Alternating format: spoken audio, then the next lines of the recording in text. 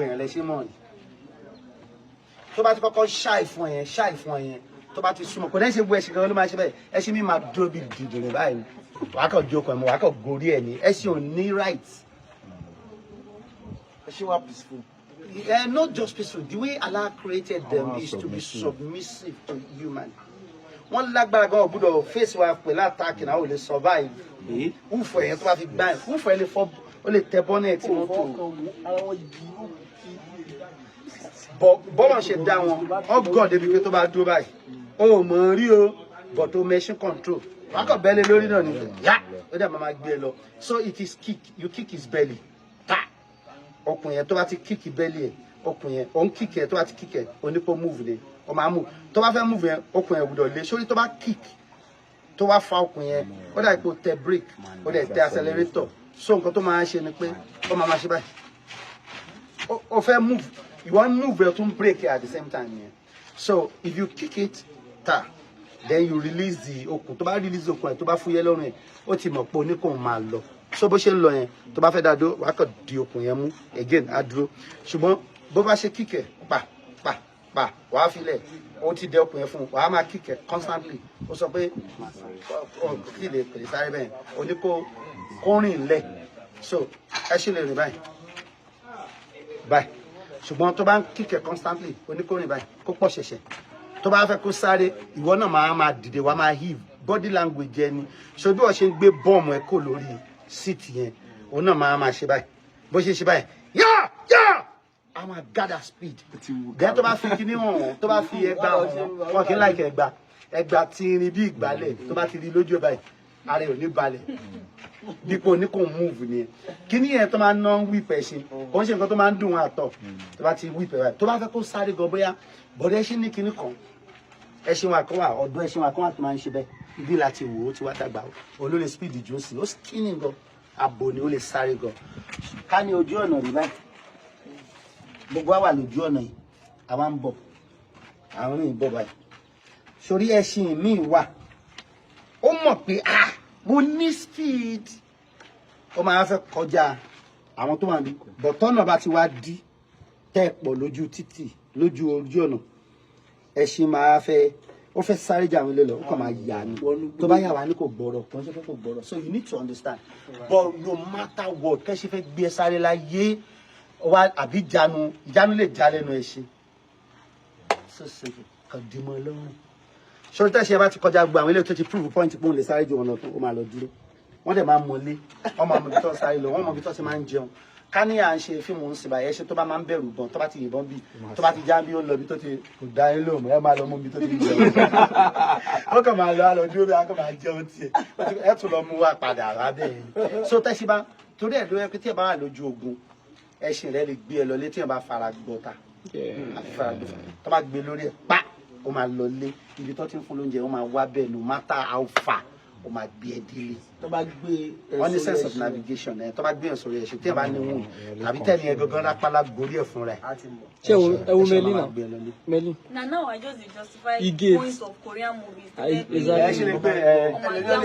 And now Melin do you know those things that Koreans are doing now that you ladies are liking their film like the offer target yẹn town cavalry man ṣe do you know it started from here obìnrin ló dálé ọ̀rọ̀ nǹkan ló dálé ó lọ sí Timbuktu ní Mali ó lọ import ẹ̀sìn gbogbo nǹkan tẹ́ máa ń wọ̀n ní Korean film ó wà ní ọ̀dọ̀ wa ń bí tipẹ́tipẹ́ ẹnìkan àtọ́ ń pè ní gbogbo lọ́dọ̀ wa ó ní ẹrú 6,000 obìnrin ni àwọn obìnrin wa oníṣẹ́ báyìí wọ́n kọ́ yín kọ̀kọ̀kọ̀ especially ẹ̀yin jẹ́ ẹ̀yin wọ́n kọ́ yín ní women liberation wọ́n kọ́ yín ní feminism there has never been a time tí àwọn Áfíríkà ti ìyàwó wọn mọ́lẹ̀ obìnrin náà ni wọ́n lówó láfíríkà bíi tẹ́lẹ̀ táwọn bá jẹ́ àgbẹ̀ ẹ̀yin nìna jà tí kàmọ́ bá ti lọ roko ìwọ lọ́lọ́ ta iye tó bá kó jíṣẹ́ fún ni ní iye tó fi jíṣẹ́ fún yóò tún fún ẹ lówó oúnjẹ lé ń bẹ̀ ọkùnrin tó responsible ó tún gbọ́ tiẹ̀ ń bí owó oúnjẹ náà so right from time làwọn ẹ̀ nípa àwọn ìyá wa wọ́n máa ń ní àwọn grandma wa wọ́n máa ń lo wọ́n lè má lówó nílé ṣáà àwọn ìyàwó wa náà tó bá ti broke àwọn ìyàwó wa girlfriend wọ́n máa ń lówó wọ́n ní last money tí wọ́n ò ní. ẹ náà obìnrin máa ní last money kò sí tẹ bá há lélẹ̀ máa mọ̀ pé obìnrin máa ń lówó. ta ló lówó jù nù ẹ tó gba 10 million tẹ́ wá fẹ́ jẹun láàárọ̀ ọjọ́ kan tí ò sówó mọ́ àtẹni tó mú 5,000 jáde ta ló lówó jù lóyún. Now obìnrin always have that. Check them. So wọ́n jẹ́ kí àwọn òyìnbó jẹ́ kí ẹ̀yin obìnrin wa especially obìnrin ìgbàlódé bílí pé ẹ láàyè láfíríkà irọ́ ni tipẹ́tipẹ́ lè ti láàyè láfíríkà wà láyé ara zẹ̀ tipẹ́tipẹ́ làwọn obìnrin ti dé kan ayé. Tó bá fẹ́ ṣe fíìmù Cleopatra ẹ̀sìn wọ́n máa ń lo white lórí ìbúlé ìbò. Cleopatra was black. Àsìkò kan àtàwọn Kushite ti rúùlù àwọn Nubians àwọn Kushite tó ń rúùlù Egypt now. So that girl era pọ̀ ní Egypt o tó máa sọ pé Pharaoh pọ̀ ní Egypt tó jẹ́ ìran ọ̀tọ̀ọ̀tọ̀ ìran. Mo ní question kan tí mo mọ̀ délé ọ̀rọ̀ yìí torí àwọn obìnrin kọ́ máa ń lọ ṣì mí gbọ́. So àwọn obìnrin ti sìn wọ́n máa ń bìlì pé àwọn òyìnbó jẹ́ kọ́ bìlì ẹ̀kọ́ ìgbàlódé jẹ́ kọ́ bìlì pé a tì wọ́n mọ́lé tipẹ́tipẹ́ làwọn. Ṣé nígbà tí Rome wà ní alágbára àgbáyé and Rome rules the whole world for over 600 years. Wọ́n wà nù àwọn Mongols ti lágbára rí, àwọn Persia wọ́n ti lágbára rí, Egypt ti lágbára rí, Greece ti lágbára rí láyé Alexander the Great. Ẹni tó ìlú tó lágbára tí agbára wọn pẹ́ àwọn Vikings ti lágbára rí. Àwọn Vikings gan agbára wọn ò yí ayé ká. The Vikings àwọn Norway, àwọn Scandinavia, àwọn ìlú wọn ní Norway ní gbogbo wọn papọ̀, Scandinavia, Iceland nǹkan kan ọ̀dọ̀ àwọn Vikings ní àwọn Vikings ti lọ kó gbèjà àwọn England rí kò tí ì di England nígbà ayé àwọn Wessex Northumbria nǹkan kan ok gbogbo àwọn ọjọ́ àwọn yẹn ò rí ayé gbà Vikings ìrìn wọn try wọn dé Russia gbà wọn dé àwọn ilẹ̀ ṣùgbọ́n àwọn tó yẹ pé wọ́n hàn jákèjádò ntí àwọn èèyàn ń pè ní ayé ń gbà ní Rome àwọn Mongols látàyè Genghis Khan àti Kublai Khan àwọn yẹn so wọ́n gba ayé do you understand yes so but láyé ìgbà yẹn tí Rome wà lálágbára ìgbà táwọn ìyàwó àwọn Rome àwọn ìyàwó àwọn Roman elite àwọn Roman politician táwọn ìyàwó wọn máa wà nílé tó máa adorn pẹ̀lú ornament of gold tó máa pàtíkè tọ́tẹ̀ tí wọ́n mọ gossip pé ṣé ẹ rásọ tí Caesar wọ̀ wá yóò ní ṣé ẹ rí kinní kan táwọn ṣì ń ṣe àwọn obìnrin wá tí wọ́n ń politics àbúrò ti ń lead ìlú. Ayé ìgbà yẹn ni Cleopatra ó fẹ́ Caesar ó fẹ́ Mark Antony general ìgbà tí Caesar kú ọba ní Egypt àwọn obìnrin tiwa ìgbélé wọn ti máa ń dá sí ìfọwọ́n wọn sọ pé obìnrin yẹn dá sí politics táwọn òyìnbó sì ń ṣe pé England ìgbà oní England gangan ló colonize wa láyé ìgbà tí àwọn Vikings ń dààmú England yẹn gangan àwọn obìnrin England ó níwọ̀nba nǹkan kan lè dá sí kódà wọn lè paint wọn gbọ́dọ̀ paint èèwọ̀ ni nǹkan fún wájú káyìn believe ń sìn obìnrin kan wà lómi gògó lórúkọ ó ní ẹrú 6,000 obìnrin kan náà wà ọmọ Usman Danfodiyo ní gògó asmawu lórúkọ ẹ àwọn obìnrin yẹn káyì gògó asmawu àwọn olórí 6,000 gògó tọ̀dọ̀ wa ẹrú 6,000 ó lè bá odidi ìlú ẹ̀jà tó bá fẹ́ kọjú ìjà sí ìlú ẹrú 6,000 lórúkọ ní ó lè há àmọ́ kó dẹ̀ sọ wọn dọmọ ogun that is how powerful she was then lórí burúkú lè bò wọn dá ní èbó dá ó ṣe fún Ọlọ́run jẹ́ kí orílẹ̀-èdè wa ìdá èmi ò mọ reason tẹ́mi fẹ́ sá lọ bí kankan Africa is the best place in the world mi ìfẹ́ gómi ìgbánà gbogbo tẹ́ bá sọ mi ìgbà Africa you don't know what God has done for you the best weather in the world is here in Africa ẹ ti lọ Kenya mo lọ Kenya wọ́n fi èsì sílé wọn Kenya gbogbo ìlú wọn dàbí garden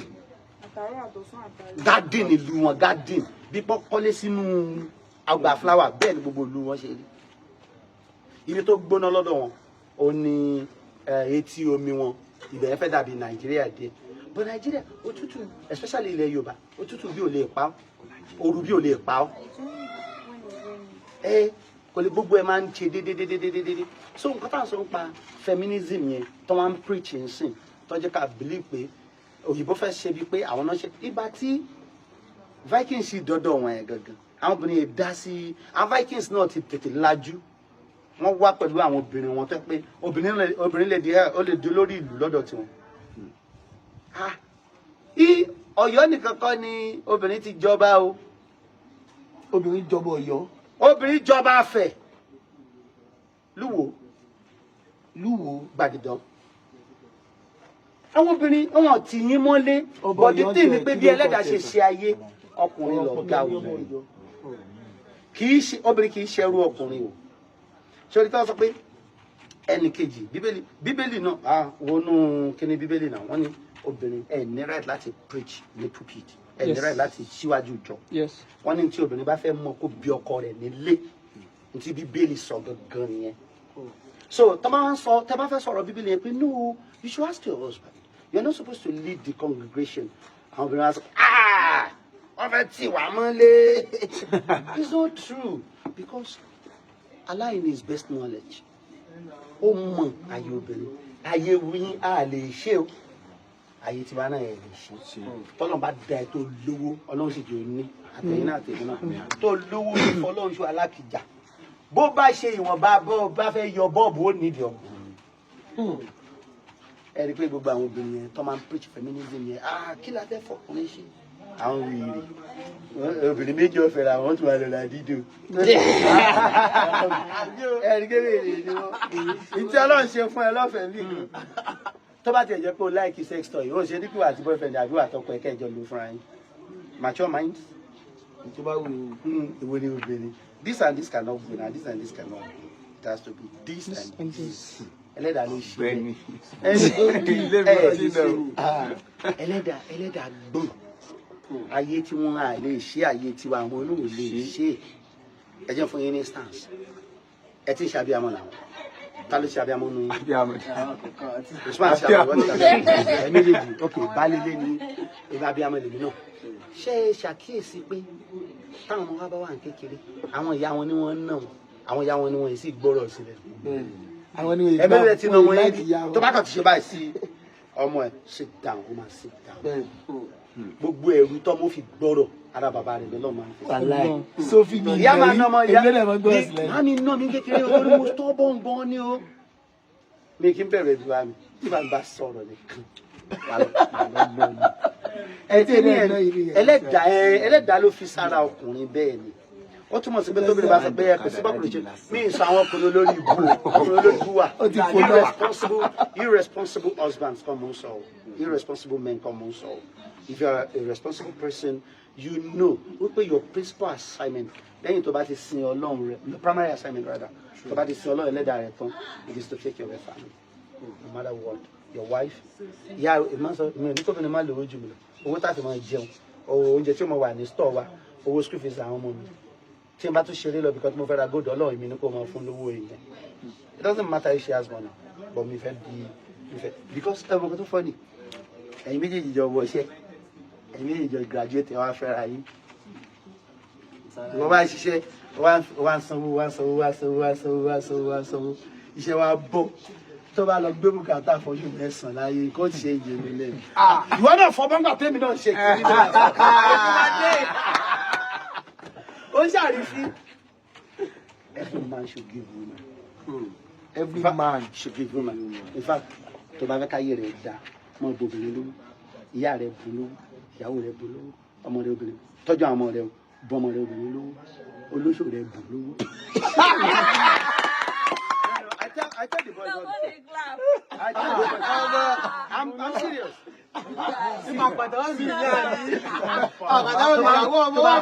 Tí wà tí olóṣò rẹ̀ tẹ́ bá ní àdéhùn iye báyìí lówó rẹ̀ o tó bá ti ń lọ owó rẹ̀ tá a jọ dúnàdúrà rẹ̀ o owó ọkọ rẹ̀ rẹ̀ o ó máa ń jẹ́ káyọ̀ ọkùnrin dá when you give women money so naturally no matter what woman has she go collect. Water. They are the receiving end. Women are the receiving end. And kiloma pada by peace, adura, blessing. Imagine when a woman thinks about you and she says, "Okay, shop on a bed." Along the move by what can she only because she's obìnrin ke to mo. Ọjọ́ obìnrin tó sọ pé owó yẹn ti tóri. Obìnrin owó tóbi. Bobìnrin lọ́wọ́ another thing tó tún fẹ́ tún bù lówó another thing tó tún fẹ́ náà tún bù lówó obìnrin dey like money báwo mo wá ṣe máa ń clutch owó yàtọ̀ síra wọn náà the baby boy and the baby girls wọ́n ṣe máa ń clutch owó tó bá fọ́bìnrin lówó ó wá rí tó bá fọ́ ọmọ kékeré ọkùnrin lówó try it ọmọ kékeré ọkùnrin ẹni tó lè gbà lọ́wọ́ rẹ̀ obìnrin náà ló lè gbà bóyá ìyá rẹ̀ bóyá àǹtí tí máa bá a ṣeré obìnrin náà máa gbà lọ́wọ́ wa ní sóyún mọ́sípẹ́tì. ẹ fa gidi gbà fún lónìí. obìnrin nǹkan kò ṣe sí tóbìnrin wa fún ẹ o ó fún ẹ ní o obìnrin ò lè ṣe mistake fún ẹ ní nǹkan kan ó fún ẹ deliberate action ni tóbìnrin bá bù ọ ó mọ̀ obìnrin mọ iye tó ń ní bó ṣe òun kò pọ̀ tó. aláì sí ẹ̀dá tó mọjú owó ní obìnrin so gbólówó so ọkọ kí ló máa ń ṣẹlẹ̀ sáwà you make money you make money strive pray to God make money money is good make money money does pastor money does not define you money can not define okay I don't allow money to define me but money is good because bùkátà tó fowó gbọ́ pọ̀ especially lára obìnrin yahoo boy tó fi girlfriend àbí ìyá rẹ̀ ṣòwò ta ló lọ fowó yẹn impress him. obìnrin náà. People kill a woman to impress a woman. They are so powerful. Wọ́n tọ́kùnrin máa ń ṣe yáàna olúwaṣàánú wọ́n níyàwó rẹ̀ ní ọmọ rí sáìn. Obìnrin wọ́n yìí ṣẹ́gbẹ́ wa o the truth.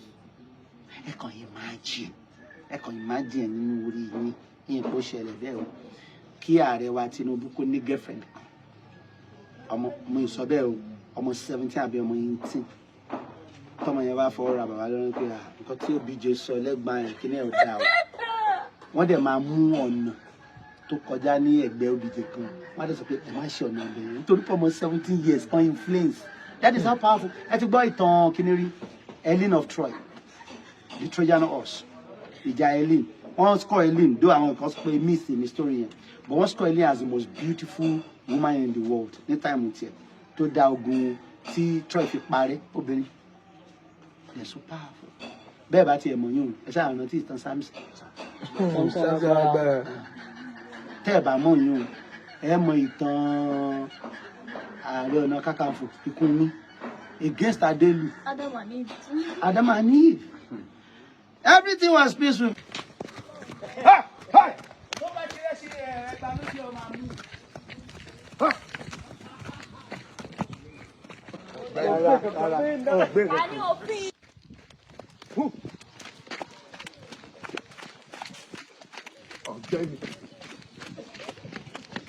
ẹsẹ̀ mi ti fẹ́ bó. Action. ẹni alẹ́ ìbáni èmi erékéré ẹlẹ́sìn ọba.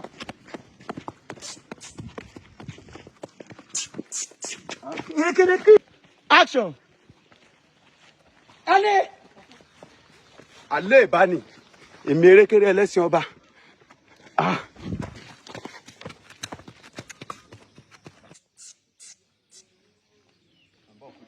Ma o move ẹ. o gba o.